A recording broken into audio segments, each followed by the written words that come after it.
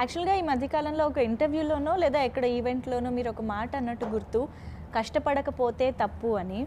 Actually ఇప్పుడే కాదు, I think me first movie నుంచి కూడా మీరెప్పుడు మాట్లాడినా, ఎప్పుడు కనిపించినా చాలా సటిల్డ్‌గా, చాలా మెచ్యూరిటీ మీ మాటల్లో కనిపిస్తూ ఉంటుంది.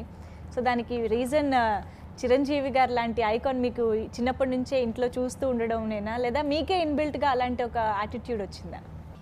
అది ఆయన ఒక స్టాండర్డ్ సెట్ చేసి వెళ్ళిపోయారు మా అందరికి. నేను తిరిగి వస్తున్నారు ఇప్పుడు. సో నిజంగా నేను కానీ కళ్యాణ్ బాబాయ్ ఎప్పుడో చెప్తాడు, నేను ఏం చేస్తే అన్నయ్య కన్నా బాగా చేస్తాను. దీంట్లో నేను కరాటే ఆయన అన్నీ నేర్చుకున్నాను, ఆయన ఒళ్ళు హోనం చేసుకున్నాడు ఆయన.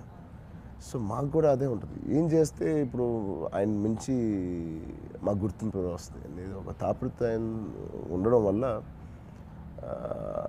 we try to do something ఎక్కువ and we try to push ourselves in terms of discipline or dedication towards work. అది ఆయన నుంచి నేర్చుకుంది. ఆయన కొడుకుగా పుట్టకపోయి ఉంటే నేను ఇంత డిసిప్లిన్గా ఉండేవాడిని కాదేమో, చాలా రిలాక్స్డ్గా ఉండేవాడిని. So do you discuss each and every project with Of your course, dad? of course, everything.